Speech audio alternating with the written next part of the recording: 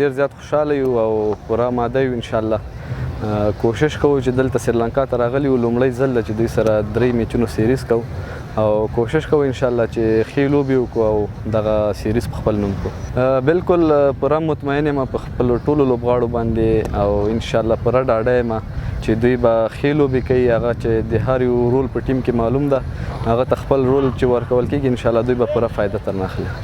بالکل هر لوبغاړی چې کله یو فارمټ کې لوبه کوي نو هغه سره بیا بل فارمټ ته ډېر لږ وخت نو باید منټلی دې ته سټرانګ او آماده واوسېږي تر څو وکولی شي چې په لنډ وخت کې ځان اډجسټ کړي. نو ټول لوبغاړي د شل ورځې نړیوال جام نه راغلي دي او همداسې که وګورې د سریلانکا ټیم لوبغاړي هم همدغسې نړیوال جام کې لوبېدل، خو هغه یو ورځ یا 2 ورځې وخت اخلي. اوس الحمدلله ټول هلکان اډجسټ دي او ډاډه دي.